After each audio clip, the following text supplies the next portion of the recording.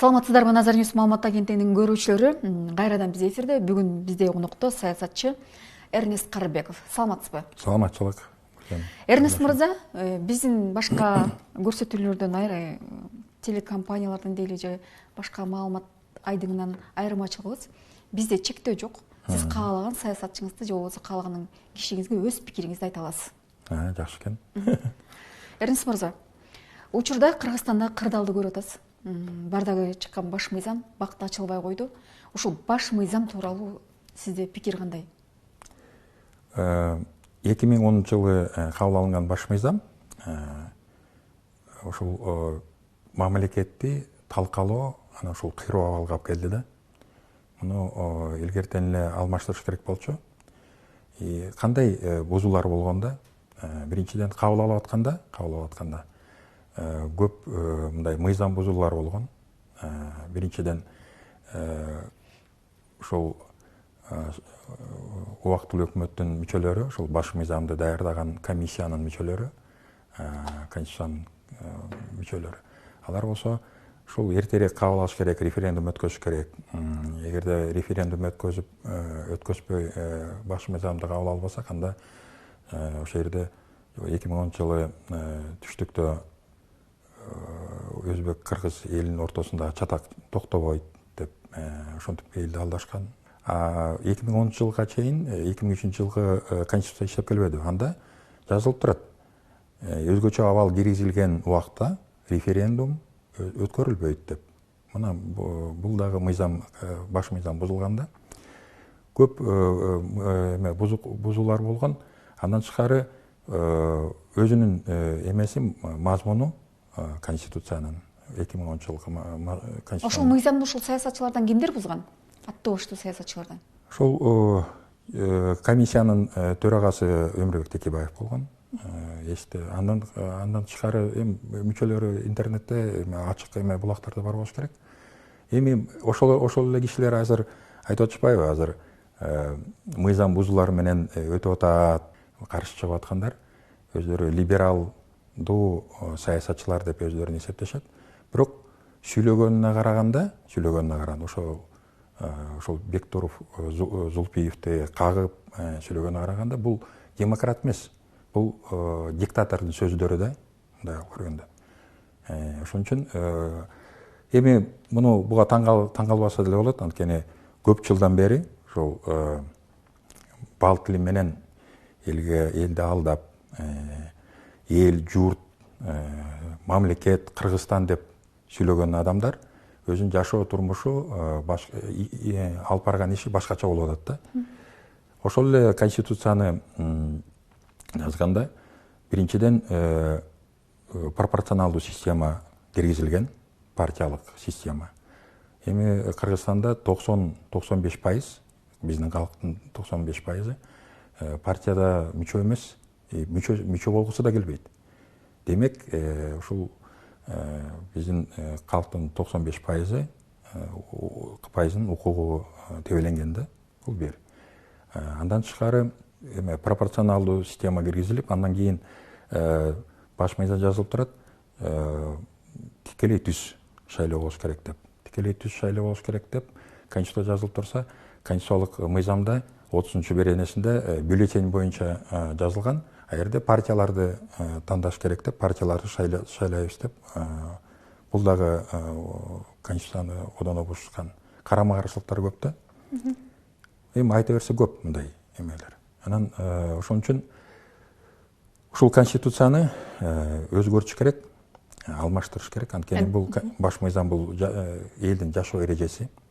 Эл, калың калк башкаруу системага мындай четте калып калган да, башкаруу системасында. Анткени аякта жазылып турбайбы, экинчи беренесиндеби кыргыз эли ушул бийликтин, Кыргызстанда бийликтин бирден бир туткасы деп. Бул бирден бир туткасы шайлоодо парламентти шайлаганда эле, анан кийин президент шайлаганда эле болот экен эл. Калган убакта алар эч кимге эчтекеге жооп бербейт. Президент да жооп бербейт. Парламент да жооп бербейт. Парламент өздөрү жана Устукан тараткандай эмелерди бөлүп алышат, бийликтин бутактарын бөлүп алышат, өкмөттүн мүчөлөрүн. Өкмөт болсо алар да жооп бербей, канча өкмөт алмашты. Өздөрүнүн иштерине жооп беришкен жок. Мисал айтайын, ушул эле парламент Кыргызгазды $1 бекер, ит бекердей Россияга өткөрүп берип атканда, ушулар мыйзамдаштырып берген. Ушул эле парламент. Ошол эле азыркы аттанып атышпайбы президенттикке? Садык Шер, андан кийин дагы ким? Иманалиев дагы көп мурунку депутаттар аттанып атышат. Бишкек жылуу станцияны Атамбаев, Сапар Исаков менен алар урдашы мүмкүн. Алар соттолду да. Мыйзамдоосу бекитип берген ушул эле парламент да. Жанагы Бишкек ТЭЦ-те Тибей деген кытайлык компанияга тендерге беришкен. Андан тышкары жанагы жогорку нарын Каскадын 2 эсе эмес, баасы 2 эсе кымбат болчу. Аны да мыйзамдаштырып берген. Бул факт. Ушул эле парламент. Ошон үчүн кандай башкаруу болбосун, бирок мындай жоопкерчилик жок системада мындай өнүгүү да болбойт, анан чатак улана берет да. Эрнест Назарбекович, социалдык тармактарда деги эле акыркы учурларда кыргыздарда бөлүнүп жарылуу аябай күч алды да. Акаевдик, Бакиевдик, Атамбаевчил болупчу. Деги эле ошо баш мыйзамды бузуу боюнча, кадр системасын бузуу боюнча кайсыл учурда көбүрөөк система бузулду? Бул тарыхта баарыбызга тең эле, элге деле белгилүү, ушул 2010 жылдан баштап бузулду да. Анткени баягы жеке кызыкчылыкты алдыга коюп, элдин кызыкчылыгын, мамлекеттин, өлкөнүн кызыкчылыгын төмөн коюп, мына экономикабызды да ушул абалга алып келишти. Энергетика деле суунун көлөмүн канча жолу түшүрүштү. Ортомчу аркылуу сатып атып. Мына азыр деле ошондой суунун көлөмүн түшүрүп коюп, 2014 жылы Атамбаев, Жоомарт Оторбаев премьер-министр болчу. Ошондо Атамекенин партиясынан талапкер беле. Анан алар Казакстандан 5 сом 61 тыйындан сатып алышты.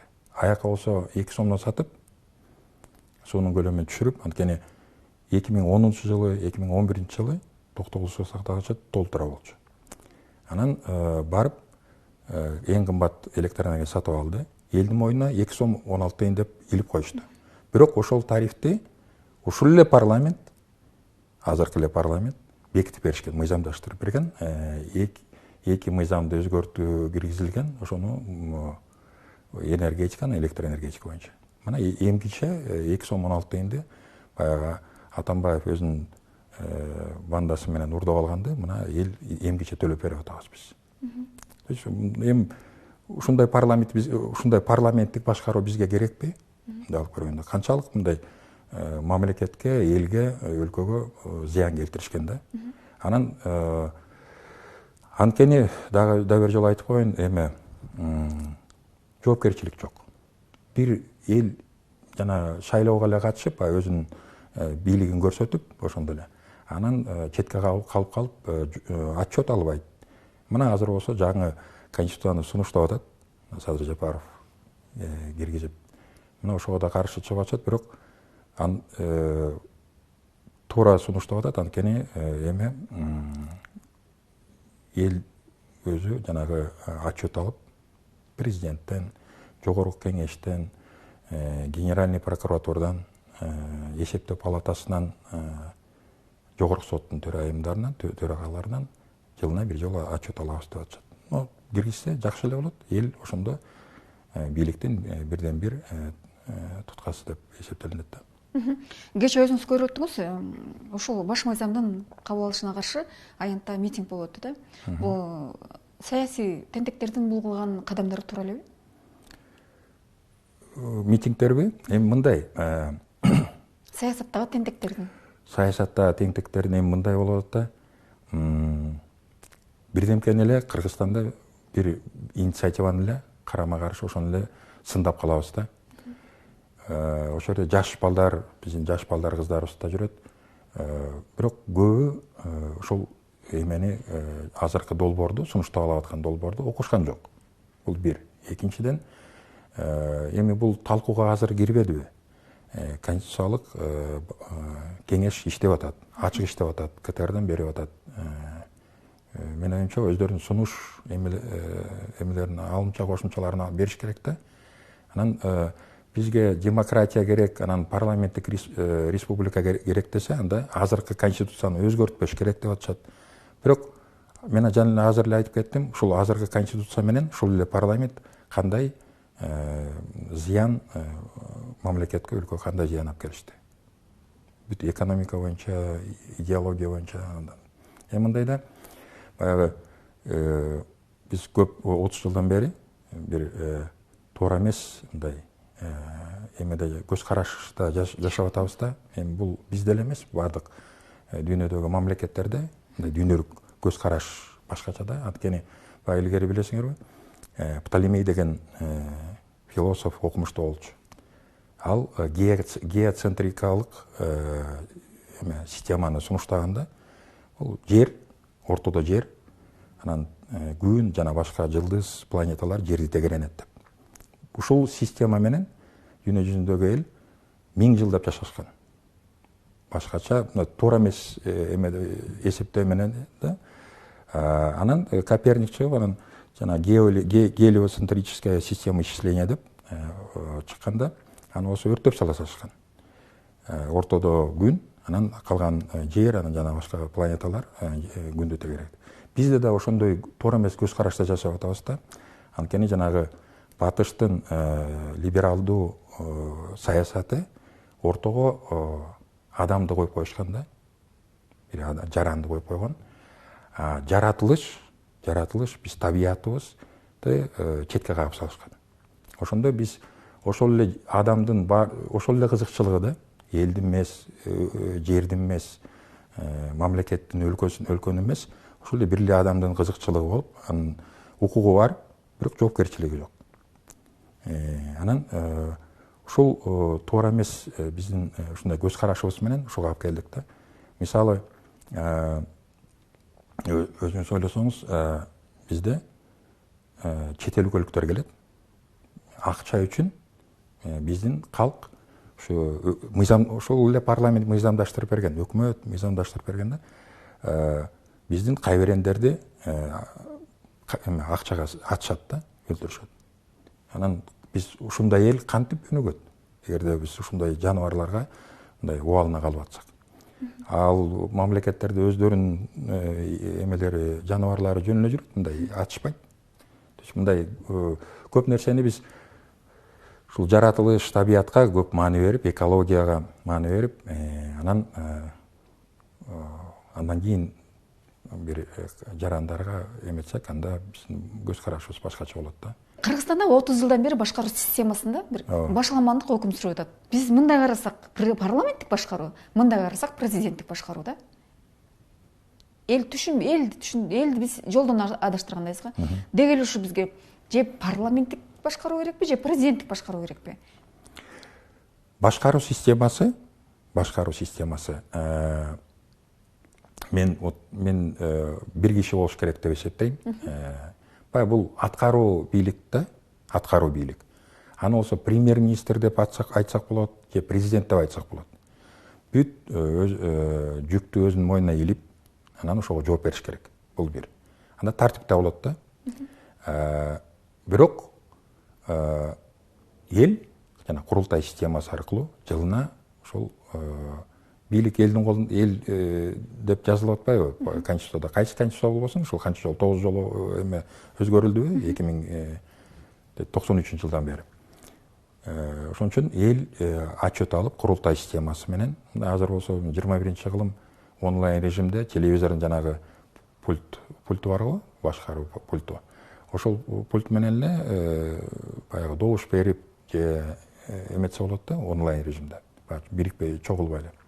Ошон үчүн менин оюмча биз да сунуштап жүргөнбүз. Парламент 41-45 адам. Алар саясатка киришпейт азыркыдай. Азыр жөн эле көп сүйлөгөндөр көп го. Алар болсо мыйзам эле чыгарат. Мыйзам эгерде өзүнүн түшүнүгү болсо, бир түшүнүк болуш керек да. Ошол бир түшүнүгү менен мыйзам 1-2 баракта болсо, түшүнүгү болсо бир 30 баракта болушу мүмкүн да. Бирок бир түшүнүк болуш керек. Сот, следователь, прокурор, жарандар ошону окуганда бир эле түшүнүк болуш керек. Ошондо кабыл алынат деп эсептелинет. Бул бир президент менен премьер-министр бул бир киши. Премьер-министр аппараты менен эмеси жоюлат. Аткаруу бийликти президент өзү башкарат. Орун басары менен. Орун басары экономикага жооп берет, жалпы экономикага. Анан курултай, элдик курултай бул жылына жанагындай отчет алып турат. Ошондо мен тең салмактуу болот да, тең салмактуу. Аны болсо президенттик башкаруу десе, же премьер-министр деп койсо деле болот. Мындай алганда. Анын эмеси деле жок. Айырмасы деле жок да. Бирок жашоо эреже, конституция жөнөкөй анан түшүнүктүү болуш керек да. Кыска, түшүнүктүү, нуска болуш керек. Болду. Азыркы конституциянын мындай жарымысын алып салса эле болот. Учурдун темасы да. Көпчүлүк президенттикке талапкерлигин койду да. Бирок бул көрүнүш менен биз отурдук же отулдук билбейм. Сиз да өзүңүздүн президенттикке талапкерлигиңизди койгонго аракет кылып же ойлонуп көрдүңүзбү?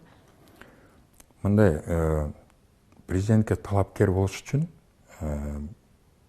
баарын эсептеп чыгыш керек да. Адам өзүнүн күчүн тарта аласыңбы ошонун баарын, ушу жүктү тарта аласыңбы же тарта албайсыңбы. Анан мындай даяр программа болуш керек. Даяр программа болуш керек. Анан таяныч да болуш керек. Таяныч. Эгер жалпы калың калк сени колдосо, анда жеңилирээк болот да.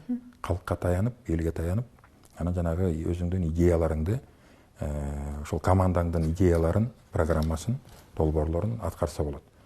А эгерде андай жок болсо, мен оюмча, мен ойлонгон жокмун. Анткени мындай да, мен билем бул аябай оор эме жүк, оор жүк. Анан азыркы убакта мына Садыр Жапаров өзүнө ушул оор жүктү жүктөп атканда, мен ойлойм бул баатырлык азыркы убакта, тем более азыркы убакта, анткени мындай биздин эле мамлекетте эмес, дүйнө жүзүндө чоң өзгөрүүлөр болуп атат. Анан ушундай оор абалда Кыргыздын жигити келип, мен ушуну тарта алам деп ишин баштап аткандан кийин баарыбыз биригип, биз ала кандай элебиз, ким демократсыңбы, либералсыңбы же консерваторсыңбы, баарыбыз тең биригип, ушул азыркы убакта башка эл, башка мамлекеттерге уят болбой, ушул эме колдошубуз керек болчу да. Мен ушуга да чакырып кетет элем да. Анткени биз бирибизди эле ушинтип эле майда чүйда менен эле мындай бири-бирибизге карама каршы тура берсек болбойт. Анткени бул биздин мындай биримдикке, өнүгүүгө эч качан алып келбейт да. Чет өлкөлүк кесиптештерибиз президент болсом деген кыялданбаган, кыргыз калбаса керек деген сөздөрдү айтышып калды да акыркы күндөн бери. Анын сыңарындай, сиз эгерде президент болуп калсаңыз өлүм жазасын киргизет белеңиз? Өлүм жазасын биз өзүбүз да сунуштап жүргөнбүз. Бир 7-8 жыл мурун. Эгерде коррупционер, мамлекеттик кызматкер, коррупцияга байланышы бары далилденсе, ошол бир 10 же мисалы 20 миллион сомдон көп өйдө жогору мамлекеттен урдаса, бир жок дегенде 5 жылга ушул жазоону киргизсе болмок да, 5 жылга. Анан 5 жылдын ичинде эгерде өзгөрүүлөр жакшы болуп тыюу салынса, жанагындай чоң коррупциялык иштерге, анда кайра өлүм жазасын кайра алып салса болмок да. Мен оюмча ошондой. Бир убакытка киргизсе болот, мен оюмча. Анткени эми өзүңүз билесиз, мына канча президент, чоң кызматта отургандар, министр, өкмөттүн башчылары мына миллиарддап доллар менен миллиарддап ордап төлөбөй отурушат. Кайра кайтарып бериш керек. Анын баары элге белгилүү. Мамлекеттин эсебинен да. Бизге келген көпчүлүк саясатчылар ушу улуттук идеологиянын жоголуп баратканына мындай кандайдыр бир мындай кайгырганын байкап жатам да.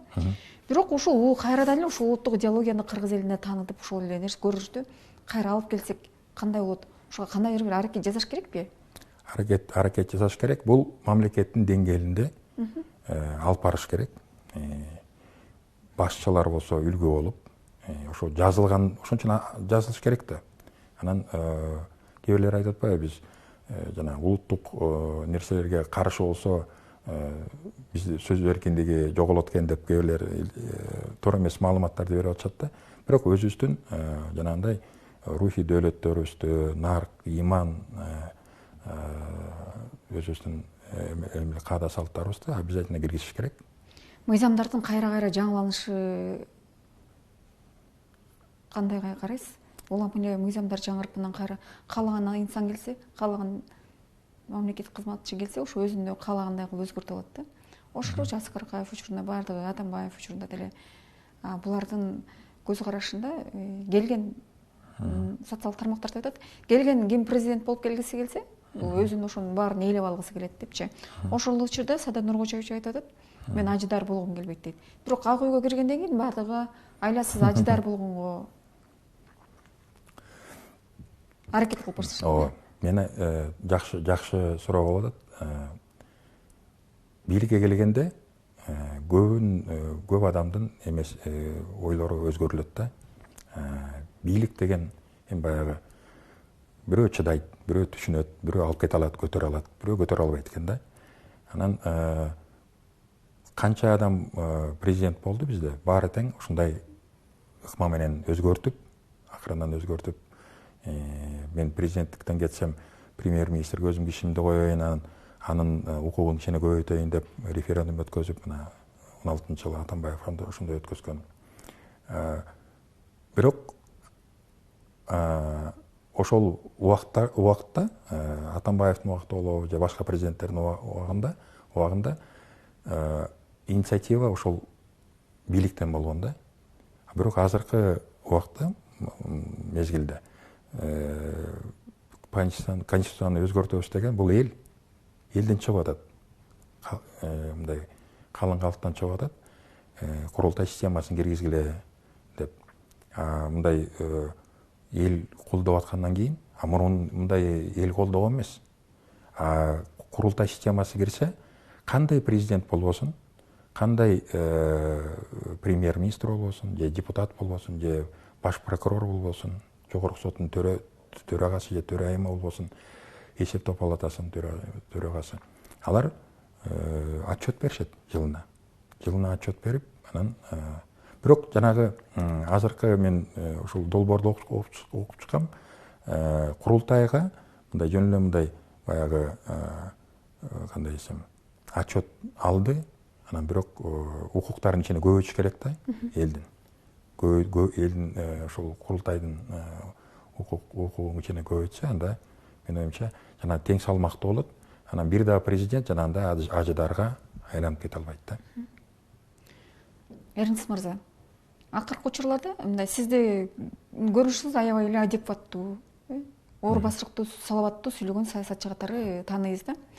Бирок учурда Кыргызстанда андай эмес, бакырып турган, таш менен ыргыта коелу, өзүн бир-эки жолу түз эфирге чыгып коелу, кыйкырып элди уран чакырга жазган адамдар мамлекеттик мамлекеттик кызматка барып, өлкөдөгү кадр саясаты сазга батып калгандай да.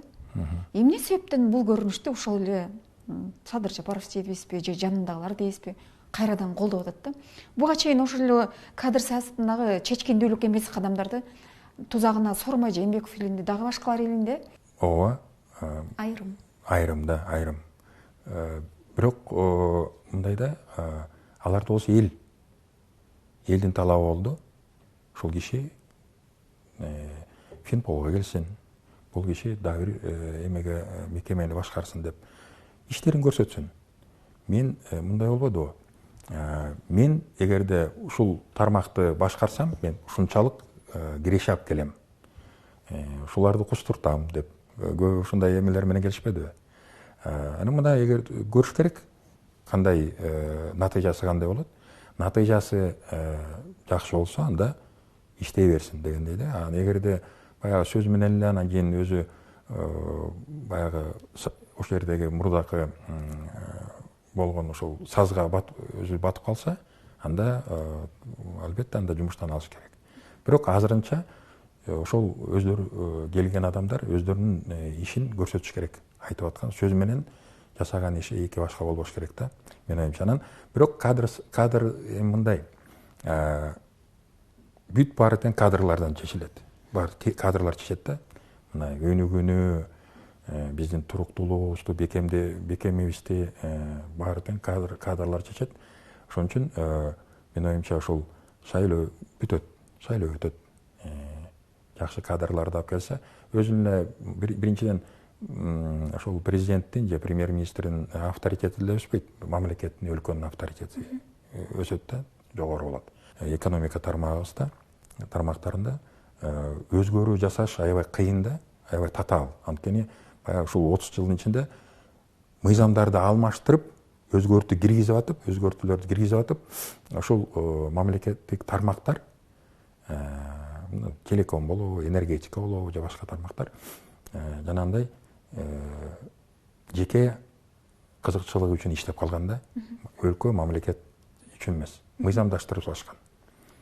Ошон үчүн мындай ошо мыйзамдар, кандай мыйзамдар жазыш керек, ошону да билиш керек. Каерден ошол парламент колдош керек. Эсептеп сандар менен программасын сунуштап эмес керек. Эрнест мырза, сиз көрүп атасыз, акыркы учурларда саясатчылар саясаттагы ордун жогото алышты да. Ошол эле мурдагы президент Алмазбек Атамбаевди коргоп жүргөндөр сразу жүзүн буруп Жээнбеков өтүп кетти. Андан кийин эле азыр ошо кошоматчылардын баары Садыр Жапаровдун коюн кайтарып жүрөт да. Буга көз карашыңыз кандай? Ошол эле кошоматчылар эртең кимдир бирөө Садыр Жапаровду алып барып сазга тыгып койбойбу? Бул сиздерге кооптуу жараткан, коопсуздукту жараткан жокпу? Коопсуздук жаратып атат. Партиянын атын жамынап алып, ар кандай адамдар келип атышпайбы? Принципиалдуу эмес, принциптери жок. Принциптери такыр эле жок да. Балдардын астында мындай жок дегенде өзүнүн үй бүлөсүнүн астында уялыш керек. Анан ошол эле принципиалдуу жок, принциптери жок адамдар бирөөнү сатып, башка бирөөгө өтөт. Атамбаевди сатып, мен өзүм деле айткам, Атамбаевди сатып, азыркы президентке өтүп, аны дагы сазга тагат. Сооронбай Жээнбековдон өтүп, ошол Садыр Жапаровду дагы сазга тыгышы мүмкүн. Урматтуу Назар Ньюс маалымат агенттигинин көрүүчүлөрү, бүгүн бизде конокто саясатчы Эрнест Карыбеков. Эми Эрнест Карыбековдун өзү тууралуу суроолорго жооп алалык. Эрнест мырза, сиз саясатта бирөөдү жакын досуңузду сатып көрдүңүз беле? Деги эле саясатта достун кызыкчылыгы жогору же мамлекеттин кызыкчылыгы? Достун кызыкчылыгы дагы бар, бирок саясатта мамлекеттин кызыкчылыгы жогору туруш керек. Бул башка эме жообу жок мунун. Дос деген дос, бирок ким айтты эле, Платон не друг, но истина дороже дегендей да. Анткени саясат, чын айтканда мага саясатчы деген эме сөз жакпайт. Мамлекетчил деген государственник дейт. Анткени саясатчылар боло берет деп көнүп калышты да. Ошолорду туурап, кыскача айтканда, ошолорду туурап, жаш саясатчылар ошолорго окшошуп баратышат да. Алар болсо жанагындай, мен айткандай, сиз да айттыңыз, мындай бири-бирин мындай дос болбойбу, бирок саясатта өзүнүн кызыкчылыгын үйдө коюп, бири жака болуп, андан дагы бир мындай кызыкчылык болуп калса башка жака болуп кете беришет да. Мурдагы президент Алмазбек Атамбаев ана куугунтукка алынган саясатчылардын алдыңкы сабына келесиз да.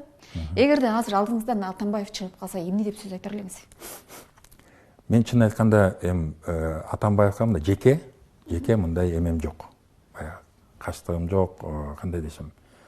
Бирок мындай да, мен аны кечирдим, жеке өзүмдүн, мен 20 жыл бери отургузду, мен үй бүлөм да кыйналды дегендей. Бирок мамлекетке чоң зыян алып келген үчүн жооп бериш керек. Муну болсо кечире албайм. Эл да кечирбеш керек. Атамбаев боюнча жанагындай мен жеке мындай эмем жок. Кандай десем? Таарынычым жок. Анткени эми түрмөдө отурат. Түрмө болсо баягы өзү айткандай эме эмес, санаторий эмес. Ошон үчүн бул бир, экинчиден жанагындай мамлекетке, элге чоң зыян алып келди да. Аябай көлөмдүү зыян алып келди. Ошону ордуна коюш керек. Саясатта жеңилип калып, кимдир бирөөгө же бир кандайдыр бир саясатчыга өз кызыкчылыгыңыз үчүн жагалданып көрдүңүз беле? Кошоматтанып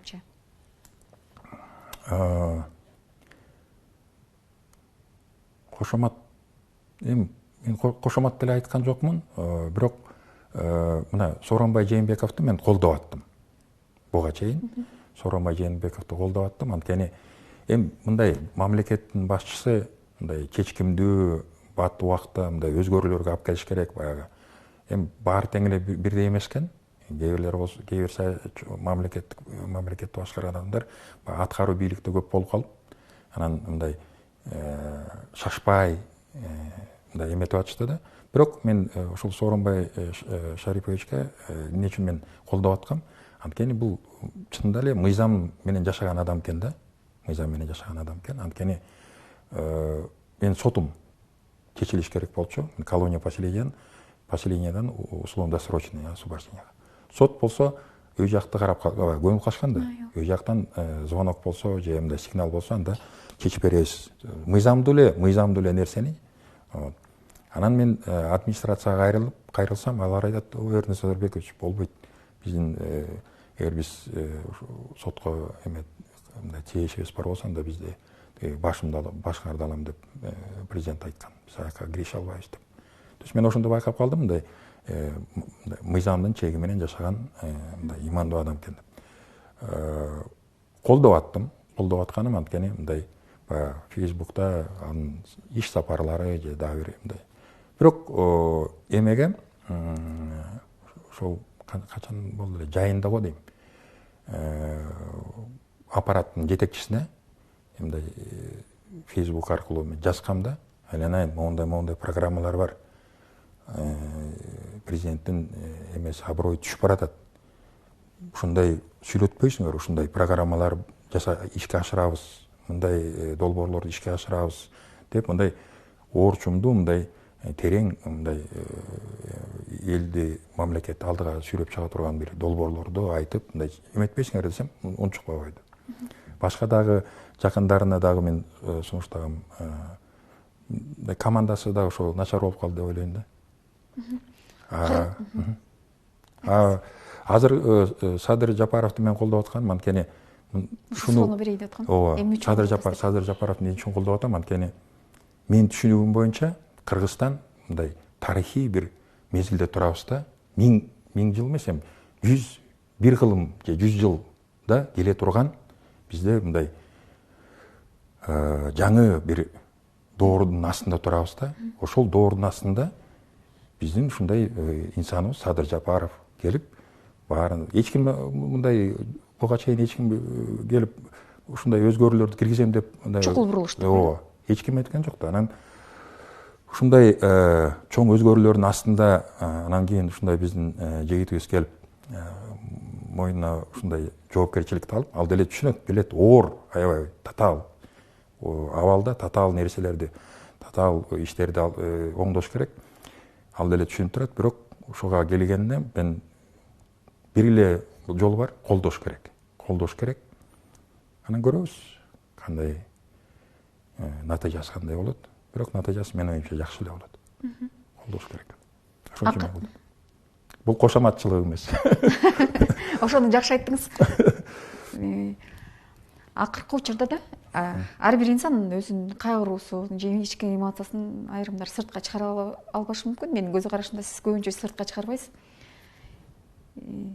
Сиздин эң акыркы жолу ушунчалык өкүнгөнүңүз, ачууланганыңыз же кайгырганыңыз кайсыл учурда болду?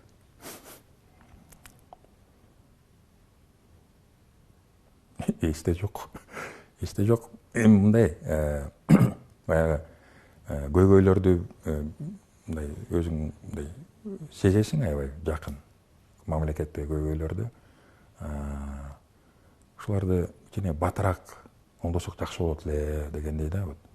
Эртерээк ушинтип эле созо берсек деле болбойт. Тиги мыйзам бизге туура эмес келет экен, уруксат бербейт экен. Тиги башка мамлекеттер дагы биз аяка көз карандыбыз. Аябай көз каранды болуп калдыкпы биз. Анан ошон үчүн мындай мен ушул Садыр Жапаровго дагы ошо ишенем.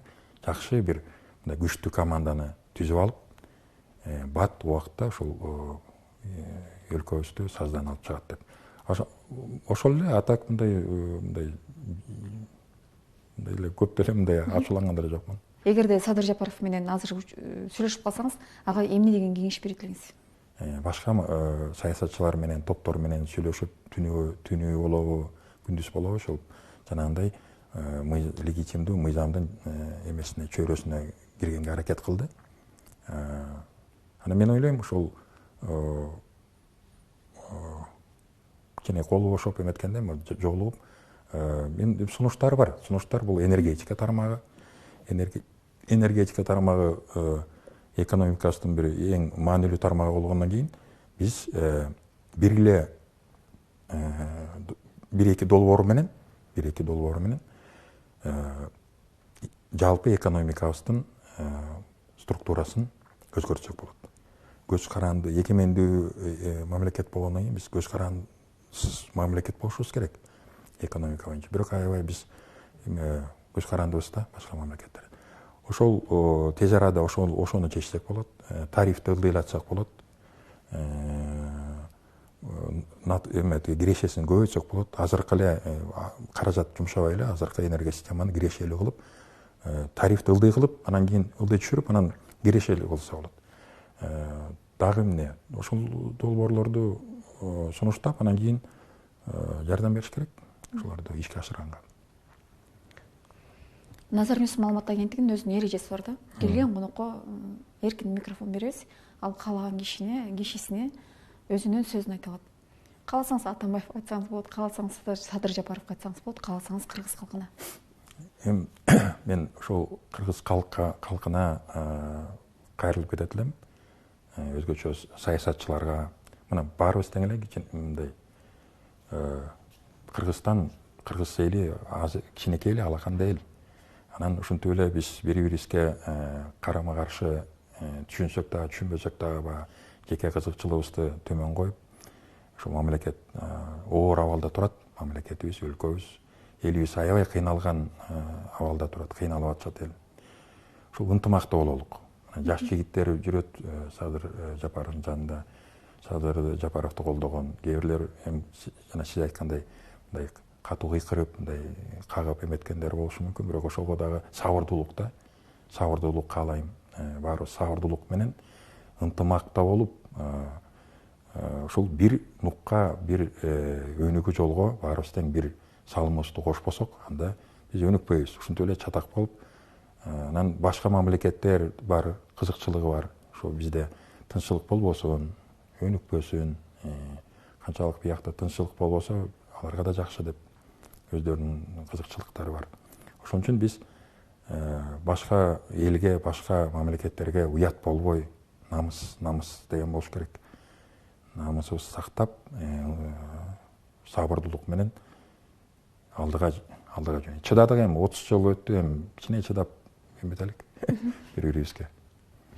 Эрнис мырза, Кудай берип насип кылса, сизди ошол энергетика тармагы боюнча атайын көрсөтүү даярдасак макулдуңуз берсеңиз. Макул. Энергетика боюнча жакшы эмелер бар, мындай элге дагы ошол жеткириш керек. Эми Садыр Жапаров менен жолукпасам дагы мындай силердин агенттигиңер менен маалымат Назар Ньюс менен жеткирсек болот да. Ал жалпы элге бул натыйжа алып келе турган, жакшы натыйжа алып келе турган нерселерди жеткирип туруш керек. Биздин Назар Ньюс маалымат агенттигине убактыңызды аябай келип бергениңиз үчүн чоң рахмат. Рахмат, сизге дагы. Ишиңизге ийгилик. Рахмат. Кыргызда ар бир инсанда тилегиңе, ниетиңе жет деп коет. Сиз дагы ниетиңизге жетиңиз. Рахмат, силерге да ийгилик. Рахмат. Рахмат. Урматтуу Назар Ньюс маалымат агенттигинин көрүүчүлөрү, бүгүн бизде конокто белгилүү саясатчы Эрнест Карыбеков болду. Кайрадан эфирден көрүшкөнчө саламатта калыңыздар.